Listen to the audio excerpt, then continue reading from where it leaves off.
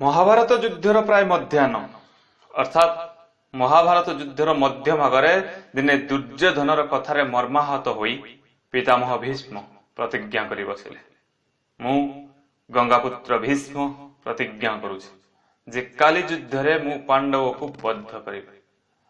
यह शुणी पांडवों शिविर रे भाळी पड़गला, कारण पितामह भीष्मों शक्ति विषय समस्त को जना।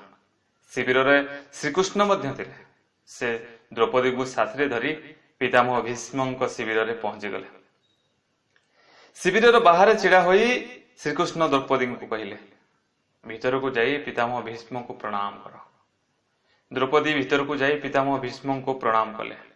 यह देखी पितामह भीष्म हाथ टेकी आशीर्वाद देले, अखंड सौभाग्यवती भव, एवं जानी पारिले कि ये प्रकार ज्ञान केवल श्रीकृष्ण ही दे पारिबे। तेबे से द्रौपदी को पचारिले, बस तुम्हें एते राति रे एकुटिया एठिकु किपरि आसिलो? कौन श्रीकृष्ण तुमको एठाकु नहीं आसिचंती? भीष्म कहले, मोर गुटिए प्रतिज्ञा को मोर अन्य एक प्रतिज्ञा द्वारा खंडन करिवार कार्य केवल श्रीकृष्ण ही करि परिबे। अर्थात पितामह भीष्म को गोटे प्रणाम ही द्रौपदी पतिदेव मानक जीवन दान दे पारला। ए कहानी कहबार कारण यही कि वर्तमान समय रे आज आम मानक परिवार रे जेउ सब एते समस्या उपजु थाए तार मूल कारण कौन?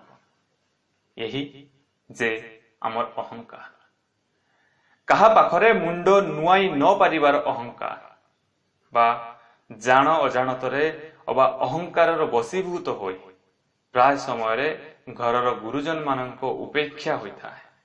जदि घरर कनिष्ठ कनिष्ठा माने गुरुजन मानक प्रतिदिन प्रणाम करी आशीर्वाद प्राप्त करते, तबे सभीको घरे केबे भी कौनसी समस्या अशांति वाद विवाद रुहंता नाही। तेणु आपण मानकु निवेदन सभी आचरण को सुनिश्चित करी निज कर्म रे नियमबद्ध करी संस्कारित हुंतु, कारण प्रणाम ही अनुशासन, प्रणाम ही प्रेम, प्रणाम ही शीतलता, आउ प्रणाम ही शालीनता, आ प्रणाम ही संस्कार। तेणु समस्त को मोर प्रीति भरा प्रणाम। महाभारत युद्धर